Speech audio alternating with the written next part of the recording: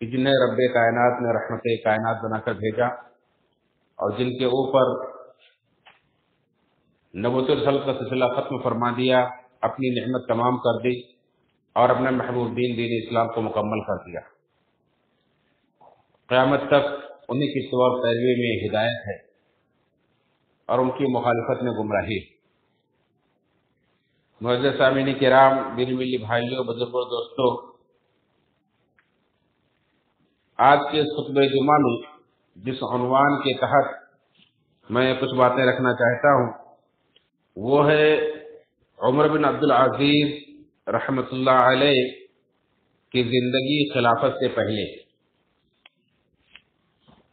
اس سے پہلے ایک خطبہ جمعہ میں عمر بن عبد العزیز رحمۃ اللہ علیہ کا تعارف آپ سن چکے ہیں،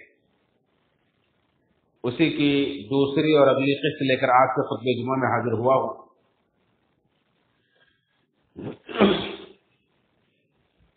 کہ خلیفہ بنائے جانے سے پہلے، یعنی اپنے سے پہلے موجود خلفاء کے دور میں ان کا کردار کیا رہا ہے۔ سب سے پہلے بات تو یہ سمجھ لیں کہ یہ ہستیاں جن کا ہم تذکرہ کرتے ہیں یہ خیر القرون کے لوگ ہیں جنہیں اللہ کے نبی صلی اللہ علیہ وسلم نے بہترین زمانوں میں شمار کیا ہے، اور ان کا تذکرہ یقیناً ہمارے لیے نصیحت اور درس اور سبق رکھتا ہے۔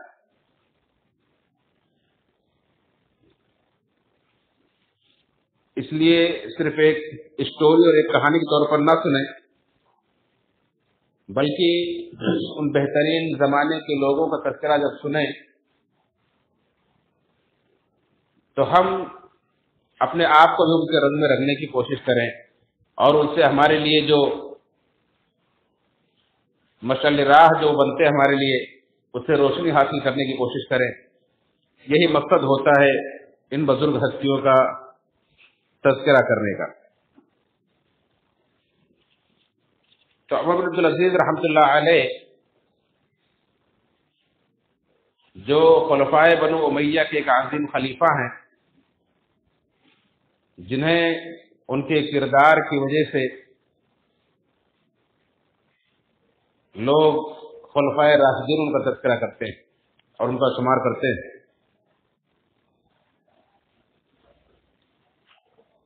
یہ سن 61 ہجری میں پیدا ہوتے ہیں، یعنی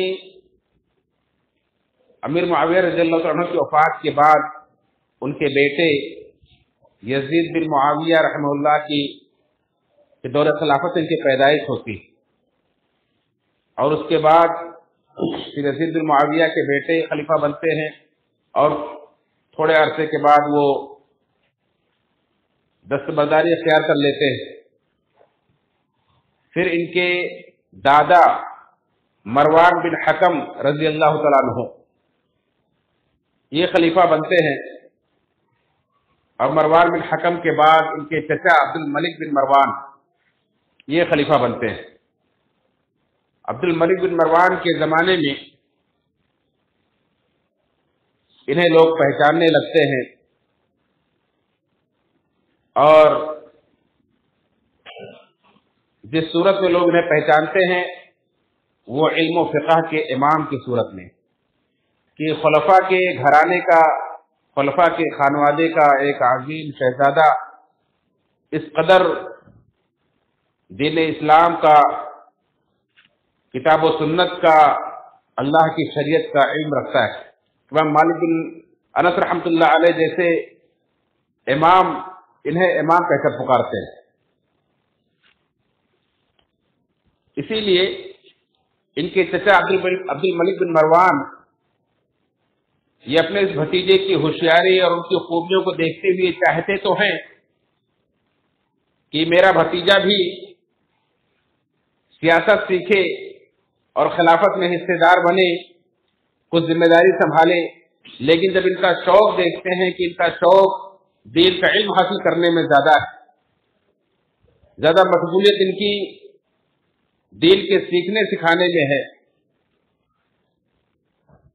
تو پھر انہیں سیاست کے امور میں داخل نہیں کرتے اور انہیں دین کے امور کو سیکھنے میں، شریعت کو سیکھنے میں انہیں آزاد چھوڑ دیتے ہیں، لیکن اپنے تمام اولاد انہیں سب سے زیادہ قدر کی نگاہ سے دیکھتے ہیں اور انہیں بہت اہمیت دیتے ہیں، بہت مقام دیتے ہیں انہیں۔ عبد الملک بن مروان رحمۃ اللہ علیہ اتنا انہیں پسند کرتے ہیں کہ اپنی بیٹی فاطمہ سے ان کا نکاح کر دیتے ہیں، جن کے بارے میں نے پچھلے خطبے میں ذکر کیا تھا کہ لوگوں نے کہا کہ یہ وہ فاطمہ ہے جو ایک خلیفہ کی پوتی ہیں، ایک خلیفہ کی بیٹی ہیں اور خلفاء کی بہن ہے، یعنی ان سے پہلے اور ان کے بعد کوئی ایسا نہیں گزرا جس کے اندر اتنے سارے، جس کے نسب میں اتنے سارے خلفاء گزرے کہ یہ ایک خلیفہ مروان بن حکم کی پوتی ہیں اور ایک خلیفہ عبد الملک بن مروان کی بیٹی ہیں اور اپنے دو بھائیوں ولید بن عبد الملک اور سلیمان بن عبد الملک کی بہن ہے اور ایک خلیفہ کی بیوی یعنی عمر بن عبدالعزیز رحمۃ اللہ علیہ کی یہ بیوی ہے۔ تو خلیفہ کی پوتی، خلیفہ کی بیٹی، خلفاء کی بہن اور خلیفہ کی بیوی، یہ انہیں شرف حاصل ہے۔ تو عمر بن عبدالعزیز رحمۃ اللہ علیہ عبد الملک بن مروان اپنے چچا کے داماد بن جاتے ہیں اور اکثر ہم اسلاف کے واقعات جو پڑھتے سنتے ہیں کہ علماء خلفاء کے قرب حاصل کرنے میں یا بادشاہوں کا قرب حاصل کرنے میں خطرہ محسوس کرتے تھے، دور رہتے تھے اپنے دین کے لیے، اپنے ایمان کے لیے، کہ کہیں ہم دنیا میں ملوث نہ ہو جائے، کہیں ایسا نہ ہو کہ حق بات کہنے کا موقع اور ہم نہ کہہ سکیں، اللہ کے ہم مجرم گردانے جائیں، اس لیے اعتراض کرتے تھے۔ اور علماء اگر کوئی خلیفہ کا، بادشاہ کا قرب پاتے تھے تو وہاں حق بات کہنے سے نہیں چوکتے تھے، چاہے ان کی جان ہی کیوں نہ چلی جائے۔ ہاں، دنیا دار قسم کے جو علماء ہوتے ہیں جو بادشاہوں کا قرب حاصل کرنا ہی اپنی زندگی کا مقصد سمجھتے ہیں اور ان کی ہر جائز ناجائز بات پر ان کی سراہنا کرتے ہیں، جن کا مقصد دنیا حاصل کرنا ہوتا ہے، وہ اور قسم کے ہوتے ہیں۔ جو حقیقی معنوں میں علماء ہوئے ہیں یا ہوتے ہیں، وہ یا تو بادشاہ کے سامنے حق بات کہنے کی جرات رکھتے ہوں تو ان کے قریب جاتے ہیں، ورنہ ان سے دور رہنے میں عافیت سمجھتے ہیں۔ اور اللہ کے رسول صلی اللہ علیہ وسلم نے یہ تعلیم بھی دی ہے، جس نسائی کی روایت ہے کہ اللہ کے نبی صلی اللہ علیہ وسلم نے پوچھا، صحابہ کرام نے پوچھا کہ اللہ کے رسول صلی اللہ علیہ وسلم سب سے افضل ترین جہاد کیا ہے؟ تو آپ صلی اللہ علیہ وسلم نے فرمایا کہ ظالم بادشاہ کے سامنے حق بات کہہ دینا۔ اور آپ سمجھتے ہیں کہ یہ کوئی معمولی کام نہیں ہوتا ہے۔ انسان اپنے پڑوسی کے سامنے بھی، اپنے چھوٹے سے رشتے دار کے پاس بھی کبھی کبھی منہ بند رکھنے میں عافیت سمجھتا ہے اور سچی بات نہیں کہہ پاتا ہے کہ کہیں ناراض نہ ہو جائے، کہیں رشتے داری ختم نہ ہو جائے۔ وہاں تو جان کا خطرہ ہوتا ہے، مال کا خطرہ ہوتا ہے۔ لیکن علماء حق، کتاب و سنت کے سچے علماء اور سچا صحیح علم رکھنے والے علماء ربانی ہمیشہ ہر دور میں حق بات کہنے میں نہیں چوکتے، چاہے وہ کہیں بھی رہیں۔ مولانا عبدالعزیز رحمۃ اللہ علیہ یہ شروع سے نہ صرف کتاب و سنت کا علم حاصل کرنے کے شوقین تھے، بلکہ اپنی زندگی میں اسے نافذ بھی کرتے تھے۔ قرآن کریم کے یہ بچپن سے حافظ تھے اور اس میں غور و فکر بھی کرتے تھے، تدبر بھی کرتے تھے، اس لیے جب اسے پڑھتے تھے تو ان کی آنکھوں سے آنسو جاری ہو جاتے تھے۔ ایک بار ان کی والدہ کو پتا چلا کہ آپ کا بیٹا رو رہا ہے، دار و قطار رو رہا ہے، پریشان ہو گئی، پوچھا، انہیں بلوایا گیا اور پوچھا کہ بیٹا کیوں رو رہے ہو؟ تو انہوں نے بتایا کہ قرآن کریم کی کوئی آیت پڑھ رہا تھا، اس میں قیامت کا تذکرہ آیا، میدان حشر کا تذکرہ آیا، قیامت کی ہولناکیوں کا تذکرہ آیا، جس کی وجہ سے رونا آ گیا۔ تو یہ ایسے دین کے عالم تھے عمر بن عبدالعزیز رحمۃ اللہ علیہ، جو اگرچہ ان کے چچا وقت کے خلیفہ ہیں اور پورے عالم اسلام کے خلیفہ تھے، لیکن اپنے چچا کے سامنے بھی دو ٹوک الفاظ میں نصیحت کرتے ہیں. اپنے چچا کے ساتھ خلافت کے امور میں شامل تو نہیں ہے لیکن اس سے غافل بھی نہیں ہے. اپنے چچا کے پاس خط لکھتے ہیں, اپنا مدینہ میں رہتے ہیں اور چچا ملک شام میں ہیں, خط لکھتے ہیں. ابن جوزی رحمۃ اللہ علیہ نے ان کے خط کا تذکرہ کیا ہے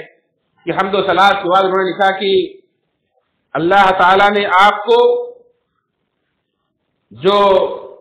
امانت فرمائی ہے آپ اس کے نگراں ہیں, آپ اس کے نگہبان ہیں, اور ہر ایک سے قیامت میں اس کی رعایا کے بارے میں, اس کی نگہبانی کے بارے میں سوال کیا جائے گا. کیونکہ انس رضی اللہ عنہ کے حوالے سے ہمیں اللہ کے رسول کی حدیث پہنچی ہے کہ کلکم راع وکلکم مسئول عن رعیتہ, تم میں سے ہر ایک نگراں اور ہر ایک سے اس کی نگرانی کے بارے میں سوال کیا جائے گا. تو اپنے چچا عبد الملک بن مروان کو انہوں نے اللہ کے رسول صلی اللہ علیہ وسلم سے حدیث کا حوالہ دے کر کے نصیحت کی, اور پھر قرآن کریم کی آیت بھی لکھی. سورہ نساء کی آیت 87 لکھتے ہیں اس خط میں, اور کہتے ہیں اللہ لا الہ الا هو لیجمعنکم الی یوم القیامۃ لا ریب فیہ ومن اصدق من اللہ قیلا ومن اصدق من اللہ حدیثا, کہ اللہ تعالیٰ وہ ہے جس کے سوا کوئی معبود برحق نہیں, اور وہ تم سب کو یقیناً قیامت کے دن اکٹھا کرے گا جس دن کے آنے میں کوئی شک نہیں ہے. ومن اصدق من اللہ حدیثا, اور اللہ سے زیادہ سچی بات کس کی ہو سکتی. یعنی اس طرح سے اپنے چچا کو ان کی نگہبانی اور نگرانی کے تعلق سے, ان کے مقام مرتبے کے تعلق سے آگاہ کرتے ہیں.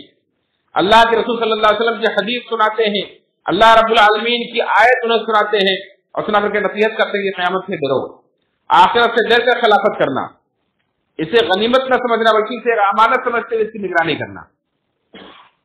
یہ تھی جرأت عمر بن عبدالعزیز رحمۃ اللہ علیہ کی, جو انہوں نے اپنے چچا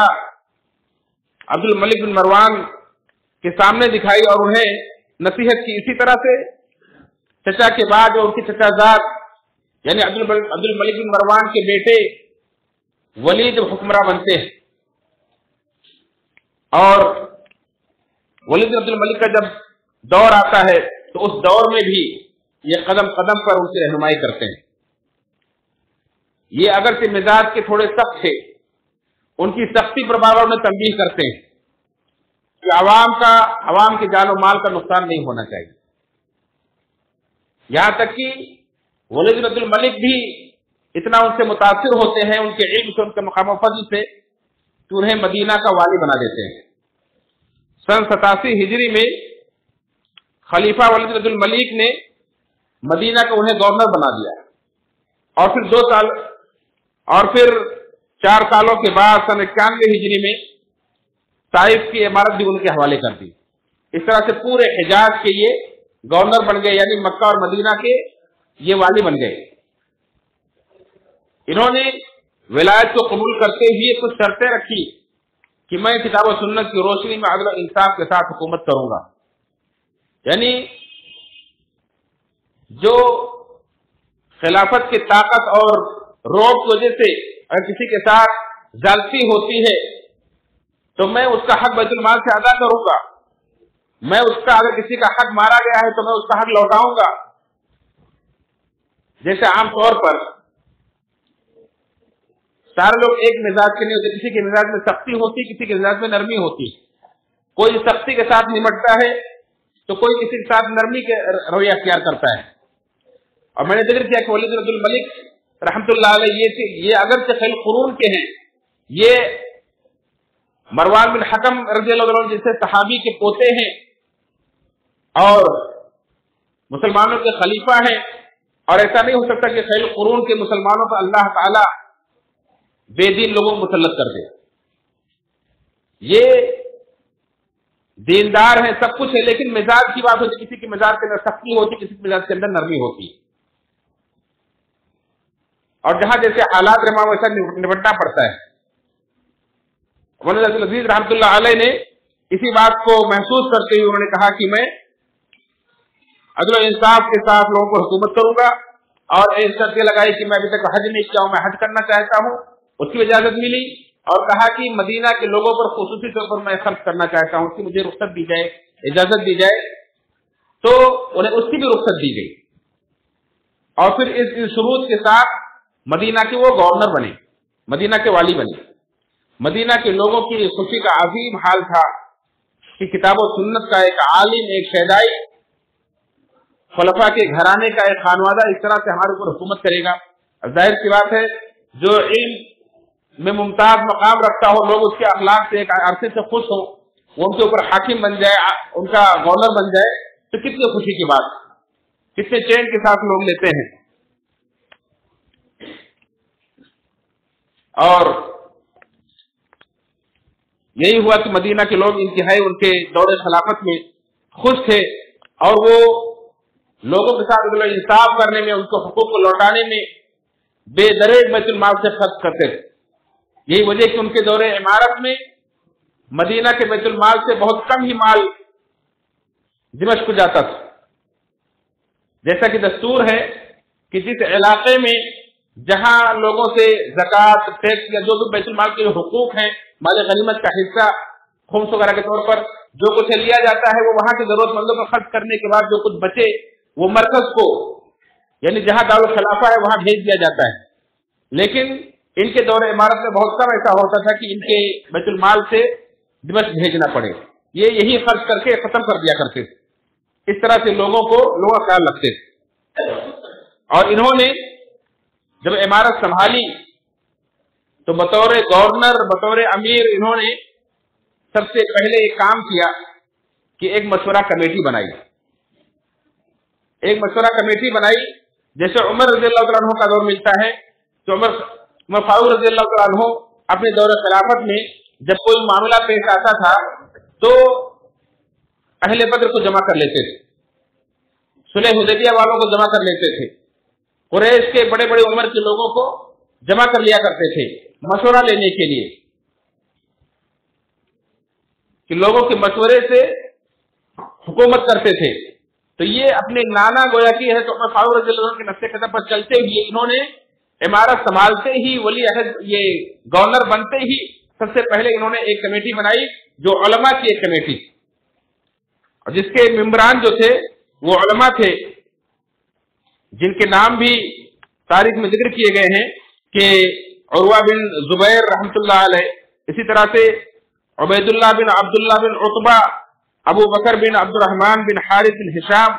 अबू बकर बिन सुलेमान बिन अबी खैसमा, सुलेमान बिन यसार, कासिम बिन मोहम्मद, सालिम बिन अब्दुल्लाह बिन उमर और सालिम के भाई अब्दुल्ला, इसी तरह से अब्दुल्ला बिन आमिर बिन रबिया, खारजा बिन ज़ैद बिन साबित, ये सहाबे किराम की औलादें थी या उनके पोते थे जो मदीना के अंदर इल्म और फज़ल में एक मकाम रखते थे। इन उलमा और फजला की इन्होंने एक कमेटी बनाई, एक मशवरती कमेटी बनाई, और जिसे मजलिस अशरा कहा जाता था, कि जब भी कोई मामला पेश आए तो फैसला करना होगा गवर्नर को, तो पहले इन 10 लोगों में से जो भी मौजूद होंगे, इन्हें कोई तनख्वाह नहीं देते थे, इन्हें आजाद छोड़े थे, लेकिन कहते थे कि मदीना के अंदर जो भी दस्तयाब होंगे, जब भी कोई मामला पेश आएगा तो इन्हें बुलाया जाएगा, जो भी जितने लोग भी 10 में से जो भी आ जाएंगे उनसे पूछ करके, उनसे मशवरा ले करके फिर फैसला किया जाएगा। यानी अगर मेरे खिलाफ भी कोई फैसला होता है, मेरी राय के खिलाफ भी फैसला होता है, इन उलमा की जमात अगर कोई फैसला करती तो उसे तस्लीम किया जाएगा, इतना मकाम देते थे। ये उमर बिन अब्दुल अजीज रहमतुल्लाह अलैह है, ये इनकी गवर्नरी का जमाना है मदीना के अंदर, ये इस तरह से फैसले किया करते थे। इसके अलावा और लोग भी हैं, जैसे सईद मुसय्यिब रहमतुल्लाह अलैह, जो सईदुत ताबईन कहे जाते हैं, इमाम ज़ुहरी रहमतुल्लाह अलैह जैसे बड़े बड़े अइम्मे किराम हैं, इनसे भी मशवरा लिया करते थे। लेकिन इन्होंने 10 लोगों की जो कमेटी बनाई थी, जिसे मजलिस अशरा कहा जाता था, उन्हें बुलाया जाता था। उसके अलावा जो भी दस्तयाब होते थे, जो भी मिल जाते थे, सबसे मशवरा लेते थे और इनके मशवरे से ही फैसले किया करते थे। और सिर्फ इनकी जिम्मेदारी यही नहीं थी कि आकर के गवर्नर के पास मशवरा दें, बल्कि इन्हें अपने आमिलों के ऊपर गोया की तहकीकी अफसर भी उन्होंने मुकर्रर कर रखा। जैसे आज हम सऊदी के अंदर सुनते हैं कि वहां के जो हुक्काम है, वहां की जो पुलिस है, उसके अलावा उलमा की एक जमात से मुतव्वा ग्रुप कहा जाता है, उन्हें भी इख्तियारात हासिल होते हैं वो पुलिस से अख्तियार हासिल होते हैं और वो उसी तरह से लोगों की निगरानी करते रहते हैं खुफिया तौर पर। वो उलमा की जमात होती है जिसके निगरान पहले शेख मोहम्मद बिन सालेह अल उत्सैमीन थे रहमतुल्लाह अलैह, अभी फिलहाल ये इमाम हरम शेख अब्दुल रहमान अल सुदैस रहमतुल्लाह हफिजुल्लाह हैं। तो इस तरह से ये गोया कि जो उनके उम्माल होते थे मुख्तलिफ चीजों पर मुख्तलिफ चीजों को वजीर बना के रखते थे, जैसे कोई फौज का निगरान है तो कोई मालियात का निगरान है तो कोई किसी और शोबे का निगरान है, तो उन निगरान के ऊपर ये उलमा की जो कमेटी थी, ये जमात थी, ये गोया कि उनकी तहकीक करते थे ये लोग कि ये लोग अपने फरीजे को सही तरीके से अंजाम दे रहे हैं या नहीं दे रहे हैं। ये अगर कोई चीज देखते थे तो इस्लाह करने के लिए खुद इस्लाह करते थे या फिर वक्त के हाकिम के पास, गवर्नर के पास उनकी शिकायत पहुंचाते थे और कहते थे कि देखो मेरे जो उम्माल हैं, जिन्हें मैंने जिम्मेदारियां दी हैं, जिन्हें मैंने ओहदे दिए हैं, उन ओहदेदारों के अंदर कोई कमी कोई कोताही देखो तो जरूर मुझ तक पहुंचाओ। अगर तुम लोग ऐसा नहीं करोगे तो कल के दिन मैं तुम्हारी पकड़ करूंगा कि तुम लोगों ने उनके अंदर कमी देखी, कोताही देखी तो पहुंचाया क्यों नहीं। इस तरह से ये इख्तियार उन्होंने दे रखी थी। ये इनके अपनी इमारत को चलाने का और गवर्नरी को संभालने का ये तरीक़ेकार था। अभी तक ये खलीफा नहीं बनाए गए हैं, अभी सिर्फ मक्का और मदीना के ये गवर्नर हैं और देखें किस तरह से इल्म फजल की रोशनी में ये अपनी जिम्मेदारी को अदा कर रहे हैं। इसी तरह से इन्होंने अपने दौरे गवर्नरी में, इमारत के दौर में मदीना के अंदर अल्लाह के नबी सल्लल्लाहु अलैहि वसल्लम की मस्जिद की तौसीह का काम भी किया। वलीद बिन अब्दुल मलिक के जमाने में जब ये गवर्नर थे तो इन्होंने अल्लाह के नबी सल्लल्लाहु अलैहि वसल्लम की मस्जिद को देखा कि तंग पड़ रही है तो उसको तौसीह किया, उसको बढ़ा के जिसका रकबा कुल 400 मुरब्बा गज हो गया था। इनके जमाने में एक वाकया पेश आया था जिनका इन्हें बहुत गहरा सदमा लगा और मुर्रिखीन लिखते हैं कि मौत तक वो सदमा इन्हें नहीं छोड़ा। इनकी वजह से, इनके फैसले की वजह से एक आदमी की जान चली गई। किस कदर अल्लाह से डरते थे ये। वो वाकया ये था कि खुबैब बिन अब्दुल्ला बिन जुबैर ये एक हदीस बयान करते थे, एक रिवायत बयान करते, हालांकि रिवायत सही नहीं है, वो ज़ईफ है, लेकिन बयान करते थे कि कहते थे कि जब बनु अबुल अब्बास, बनु अबिल आस जब 30 हो जाएंगे तो लोगों को अपना गुलाम बना लेंगे, इंसानों को अपना गुलाम बना लेंगे और माल को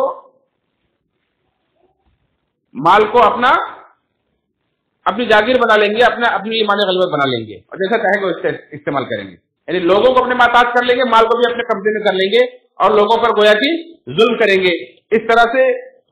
ये हदीस लोगों के अंदर बयान किया करते। जाहिर सी बात है जो वक्त के खलीफा थे, वक्त के जो उमरा थे, वो सब बनु अबिल आस के घराने से थे, यानी बनु उमैया की जो शाख थी मरवान बिन हकम बिन आस, उन्हीं की औलाद से थे। मरवान बिन हकम बिन अबिल आस तो उन्हीं की औलाद से थे, तो उनके खिलाफ गोया कि हदीस फैलाई जा रही थी। हालांकि हदीस सही नहीं है, ज़ईफ है, मुहद्दिसीन ने इसे ज़ईफ करार दिया है। लेकिन जाहिर सी बात है एक आदमी जब इस तरह से लोगों में चर्चा करेगा और फैलाएगा तो गोया कि वो उनके खिलाफ लोगों को बगावत पर उभारता है, उन्हें जालिम करार देता है, उनके खिलाफ बगावत पर उभारता है। इसलिए वलीद बिन अब्दुल मलिक को जब मालूम पड़ा कि खुबैब इस तरह की हरकत कर रहे हैं तो इन्हें हुक्म दिया कि मदीना के अंदर उन्हें पकड़ो और उन्हें 100 कोड़े मारो और उन्हें जेल में डाल दो। चुनांचे उन्हें गिरफ्तार किया गया, 100 कोड़े लगाए गए और जेल में डाल दिया गया। और इसी तरह से जेल में रहते हुए एक दिन मौलाना अब्दुल अजीज रहमतुल्लाह अलैह ने इनके ठंडी के दिन में, हालांकि अरब की ठंडी बड़ी सख्त होती है, ठंडी के दिन में एक मटके के अंदर ठंडा रखा हुआ पानी था। वो पानी जब काफी ठंडा हो गया तो ठंडी के दिन में सुबह सुबह इसके ऊपर वो पानी उड़ेल दिया गया। यानी सजा की एक शक्ल ये भी थी, ये सजा दी गई जिसकी वजह से उनके जोड़ों के अंदर ऐंठन पैदा हो गई और काफी मरीज हो गए, यहाँ तक कि उन्हें जेल से निकाल दिया गया। जेल से निकालने के बाद उनके घर पहुंचाया गया, लेकिन उसके बावजूद भी उस बीमारी में उनका इंतकाल हो गया, नहीं बचे। तो जिसका इन्हें बहुत गहरा सदमा लगा और जिसकी वजह से बाद लोग कहते हैं कि इन्होंने उस इमारत से इस्तीफा भी दे दिया कि मेरी वजह से एक आदमी की जान गई। अगर तो सजा का मुस्तहिक था लेकिन मुझे जान नहीं लेना चाहिए था, मुझे उसे इस तरह सजा नहीं देनी चाहिए थी कि उसकी जान चली जाए। ये इन्हें अफसोस हुआ اور اس طرح سے وہ ڈرتے تھے اللہ رب العالمین سے. یہاں تک کہ ایک تیمارداری کرنے والے غالباً ابن ماجشون لکھا ہے یا کچھ نام ہے, وہ گئے جب دیکھنے کے لیے تو کہتے ہیں کہ میں جو عمر بن عبدالعزیز رحمۃ اللہ علیہ کے گھر پہنچا اور میں نے مجھے انہوں نے دیکھا تو پوچھا کہ کیا حالت خبیب کا, کیسی حالت میں ہے؟ تو انہوں نے کہا کہ بس وہ نہیں بچنے والا ہے یا ان کا انتقال ہوگا, میں نے یہ خبر دی. کہتے ہیں ان کی حالت یہ تھی جیسے درد ذہن یعنی بچے کی پیدائش کے وقت جیسے ایک عورت تڑپتی ہے, ایسے یہ پریشانی میں بے چینی میں سے تڑپ رہے کہ میرے غلط فیصلے کی وجہ سے, میرے فیصلے کی وجہ سے ایک کسی کی جان چلی گئی. اس طرح سے عمر بن عبدالعزیز رحمۃ اللہ علیہ, ایک تو یہ واقعہ کیا جاتا ہے کہ اس کی وجہ سے انہوں نے استعفیٰ دے دیا تھا, اور بعد مورخین نے یہ بھی لکھا ہے کہ یہ استعفیٰ انہوں نے نہیں دیا تھا بلکہ استعفیٰ اسے دلوایا گیا تھا. دراصل کوفہ کے گورنر تھے حجاج بن یوسف, جن کی سختی اور ان کے سفاکی بہت مشہور ہے. اگرچہ دین اسلام کی بڑی خدمات انہوں نے کی ہے, ان کے دور میں دین اسلام کو بڑی ترقی ملی ہے, ہندوستان تک دین پہنچا ہے. ان کے دور میں قرآن کی بڑی خدمت ہوئی, قرآن کے اوپر جو نقطے آج لگے ہوئے ہیں, جو اعراب لگے ہوئے ہیں, وہ انہوں نے لگوایا ہے. لیکن ان کے دور میں اللہ کے وسلم کی حدیث کی کتابیں بہت ساری مدون ہوئی ہیں, یہ ساری چیزیں انہوں نے انجام دی ہیں. لیکن ان کے مزاج میں سختی تھی اور صفاکی تھی, جس کی وجہ سے بے دریغ لوگ قتل کرتے تھے. اور ان کے بارے میں مورخین نے الگ الگ باتیں لکھی ہیں. جو کچھ لوگ کہتے ہیں کہ انتہائی قسم کے سفاک اور ظالم تھے, اور لیکن ان کی بے دینی پر کسی نے الزام نہیں لگایا کہ وہ بے دین تھے. وہ مسلمانوں کے امیر تھے, کوفہ کے گورنر تھے, خلیفہ کی طرف سے مقرر کرتا ہے گورنر تھے. اگرچہ ان کے مزاج میں سختی تھی, اور چونکہ آپ کوفہ کا تذکرہ سنتے رہتے ہیں کہ وہاں کے لوگ کس قدر فتین تھے, اس لیے ان کے لیے سختی کرنا ایک گورنر کے لیے مجبوری ہو جایا کرتی تھی کہ سارے فتنہ اگر وہاں چھپے تھے, فتنے وہیں تو اٹھتے تھے, اور اگر اتنی سختی کے ساتھ نہ کی جائے, خاص کر وہ فتنہ اگر جن کے فتنوں کی وجہ سے عمر فاروق رضی اللہ عنہ کو شہید کیا گیا, عثمان غنی رضی اللہ عنہ کو شہید کیا گیا, اور علی رضی اللہ عنہ عائشہ رضی اللہ عنہ کے درمیان جنگیں کرائی گئی, علی رضی اللہ عنہ کے درمیان اور معاویہ رضی اللہ عنہ کے درمیان جنگیں کرائی گئی, جن کے فتنے کی وجہ سے اللہ کے نبی صلی اللہ علیہ وسلم کے نواسے حسین رضی اللہ عنہ کی شہادت ہوئی. یہ فتنے, ان فتنہ گروں کے لیے حجاج بن یوسف بہت سخت تھے, اور انہیں مقرر کرنے والے عبد الملک بن مروان تھے. عبد الملک بن مروان کے خیمے میں ایک مرتبہ کچھ بدماشوں نے آگ لگا دی, تو انہوں نے اس کی تحقیق کے لیے ایک کمیٹی بنائی اور اس پر ایک افسر مقرر کیا, یا حجاج بن یوسف کو مقرر کیا. سب لوگوں کو معلوم پڑا کہ حجاج بن یوسف کیا چیز ہے, اور اس طرح سے ان کی صفاکی اور ان کے تیز مزاجی کی وجہ سے عمر بن عبدالعزیز رحمۃ اللہ علیہ انہیں پسند نہیں کرتے تھے کہ بے دریغ لوگوں کو, یعنی ایک ہوتا ہے کہ پہلے کسی کے اوپر جرم ثابت ہو, اس کے بعد پھر قتل کیا جائے. کہتے ہیں کہ وہ اس طرح قتل کرتے تھے کہ پہلے کسی کے اوپر جرم کا الزام لگا, اسے قتل کر دیتے تھے, بعد میں کہتے تھے کہ فلاں جرم سے قتل کیا گیا ہے. تو قتل کرنے میں بڑی جلد بازی کرتے تھے, تو اس لیے یہ انہیں پسند نہیں کرتے تھے. اور حجاج بن یوسف کی پوری شکایتیں لکھ کر کے انہوں نے ولید بن ملک کے پاس بھیجی تھی کہ اس طرح سے وہ اپنے علاقے میں ظلم کرتے ہیں لوگوں پر اور سختی سے پیش آتے ہیں, جس کی وجہ سے عراق اور کوفہ وغیرہ کے علاقے سے لوگ نکل کر کے مدینہ میں اور مکہ میں پناہ لینا اپنے لیے باعث غنیمت سمجھتے تھے. اور اسی بات کو لے کر کے حجاج بن یوسف رحمۃ اللہ عزیز سے چڑھتے تھے کہ ہمارے یہاں کے فتنہ گر جا کر کے وہاں پناہ لیتے ہیں, اور ان کو ان کے ساتھ سختی کرنا چاہیے جو وقت کے گورنر عمر بن عزیز رحمۃ اللہ علیہ نہیں کر پاتے ہیں. اس لیے وہ خلیفہ کو شکایت کرتے تھے. تو دونوں کی اس وجہ سے شکایت تھی, جس کی وجہ سے ولید بن عبد الملک نے ان کو گورنر سے ہٹا دیا تھا. گورنر سے ہٹنے کے بعد انہوں نے مدینہ چھوڑ دیا, اور مدینہ چھوڑ کر کے وہ ایک جگہ چلے گئے تھے جس کا نام سویدہ ہے. وہاں ان کا ایک گھر تھا اور کچھ کھیتی تھی, تو سوچا کہ جا کر کے وہیں پناہ لیتے ہیں اور وہیں جا کر کے رہائش اختیار کرتے ہیں. مدینہ سے نکلنا انہیں کچھ قدر ناگوار تھا. اس کے بارے میں آتا ہے کہ اپنے غلام مزاحم کے ساتھ میں جب یہ نکلے تو مدینہ سے نکلتے ہوئے رو رہے تھے، اور انہوں نے اپنے غلام سے کہا کہ اے مزاحم، کیا میں ان لوگوں میں تو شامل نہیں ہوں جن کے بارے میں اللہ کے نبی صلی اللہ علیہ وسلم نے کہا ہے کہ مدینہ بھٹی کی طرح سے ہے اور اپنے اندر سے برے لوگوں کو نکال دے گا؟ یعنی خطرہ دیکھیں کہ اپنا محاسبہ کس قدر کر رہے ہیں کہ کہیں مدینہ سے آج نکلنا مجبوری ہو رہی ہو، مدینہ سے نکلنا چاہتا ہوں، لیکن کیا میں ان لوگوں میں شامل تو نہیں جن کے بارے میں اللہ کے نبی صلی اللہ علیہ وسلم نے یہ پیشین گوئی کی ہے کہ مدینہ اپنے اندر سے برے لوگوں کو ایسے نکال دے گا جیسے بھٹی لوہے کے اندر سے زنگ کو اور میل کے تیل کو نکال دیتی۔ یہ سوچ کر کے رو رہے تھے کہ کہیں میں ان لوگوں میں سے نہ ہوں۔ اور حالانکہ اللہ کے رسول صلی اللہ علیہ وسلم کی جو پیشین گوئی ہے وہ دجال کے زمانے میں دجال جا کر کے وہاں ٹھہرے گا اور مدینہ اور مکہ میں داخل نہیں ہو سکے گا، تو اس وقت مدینہ 3 بار لرزے گا اور برے لوگوں کو وہاں سے نکال دے گا۔ وہ اس وقت کے بارے میں خیر، یہ یہاں سے نکلے اور جا کر کے پہلے انہوں نے سویدا کے مقام پر پناہ حاصل کی اور وہاں جا کر کے ٹھہرے، لیکن پھر انہوں نے محسوس کیا کہ خلیفہ کے پڑوس میں رہنا چاہیے، اس میں مسلمانوں کی بھلائی ہے اور خیرخواہی ہے۔ چنانچہ پھر یہ ملک شام گئے، دمشق گئے اور وہاں ولید بن عبد الملک کے پڑوس میں رہنے لگے، کیونکہ اللہ کے رسول کی حدیث ہے کہ تم میں بہتر وہ ہے جو لوگوں کے لیے زیادہ نفع بخش ہو۔ اب ایک انسان اگر صرف اپنے بارے میں سوچتا ہے کہ مجھے اپنی زندگی گزار لینی چاہیے، دنیا کی مجھے فکر نہیں کرنی چاہیے، لوگوں کی فکر نہیں کرنی چاہیے، تو دنیا سے الگ ہو کر کنارہ کا شکر اپنے کھیت اور اپنے گھر میں آدمی خوشحال رہ سکتا ہے، لیکن جسے لوگوں کی فکر ہوتی ہے وہ اپنے جان کی پرواہ نہیں کرتا ہے کہ خلیفہ کے بغل میں رہنے کی وجہ سے انہیں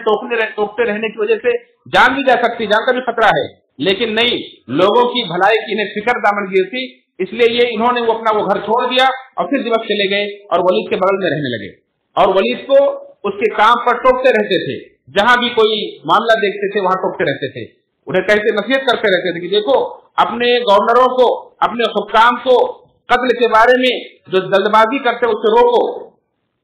انہیں اتنے چھوٹ مت دو، اس طرح سے تنبیہ کرتے رہتے تھے۔ یہاں تک کہ ولید نے جب اپنے بعد اپنے بیٹے کو ولی عہد بنانا چاہا، حالانکہ ان کے باپ عبد الملک بن مروان نے دو بھائیوں کو ایک ساتھ میں بنایا تھا کہ ولید خلیفہ ہوں گے، ولید کے بعد سلیمان خلیفہ ہوں گے، اس کو بدل کر کے ولید نے جو اپنے بیٹے کو خلیفہ بنانا چاہا تو عمر بن عبد العزیز رحمۃ اللہ علیہ نے وہاں ٹوک دیا اور کہا نہیں، تمہارے باپ کے ہاتھ پر میں نے دونوں بھائیوں کی بیعت کی ہے کہ تمہارے بعد سلیمان خلیفہ ہوں گے، تم اس کو بدل نہیں سکتے ہو۔ آخر ولید کی ایک نہیں چلی اور انہیں یہ فیصلہ بدلنا پڑا، پھر مجبور ہو کر کے ولید اس قدر غصے میں ہوئے کہ غصے میں انہوں نے ان کو قید کر دیا، انہوں نے رحمۃ اللہ علیہ کو قید کر دیا اور دروازے کو بند کرنے کے بجائے وہاں پر دیوار کھڑی کر دیوار کے اندر کوئی نے چنوا دیا، لیکن گھر کے لوگوں نے جب ان کے سامنے عاجزی کی اور گھر والے نے انہیں سمجھایا بجھایا روکا تو 3 دن کے بعد اس گھر سے انہیں نکالا گیا، جس میں ان کی انتہائی حالت خراب ہو گئی، اور اس کے بعد پھر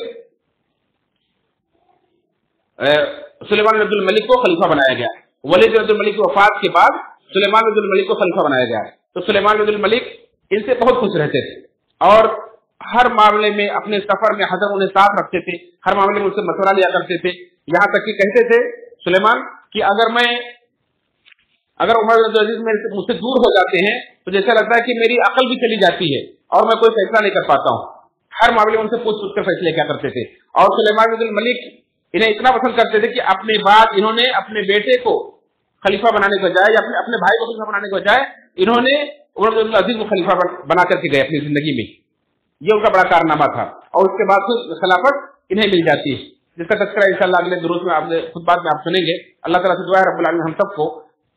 ہمارے اسلاف کی تاریخ کو جاننے کی توفیق عطا فرمائے، اور اللہ تعالیٰ ہم سب کو ان سے بہترین نصیحتیں اور عبرتیں لینے کو عطا فرمائے۔ اللہ تعالیٰ ہم سب کو جب تک زندہ رکھے کتاب و سنت پر زندہ رکھے، جب بھی دنیا سے اٹھائے تو حق ایمان پر اٹھائے، غلط فطرت میں ہمارا ٹھکانہ بنائے، ہمیں جہنم کے عذاب سے بچائے، آمین تقبل یا رب العالمین۔ ان اللہ وملائکتہ یصلون علی النبی یا ایھا الذین آمنوا صلوا علیہ وسلموا تسلیما، اللهم صل علی محمد وعلی آل محمد كما صليت على ابراهيم وعلى ال ابراهيم انك حميد مجيد، اللهم بارك على محمد وعلى ال محمد كما باركت على ابراهيم وعلى ال ابراهيم انك حميد مجيد۔ عباد الله رحمكم الله، ان الله يأمر بالعدل والاحسان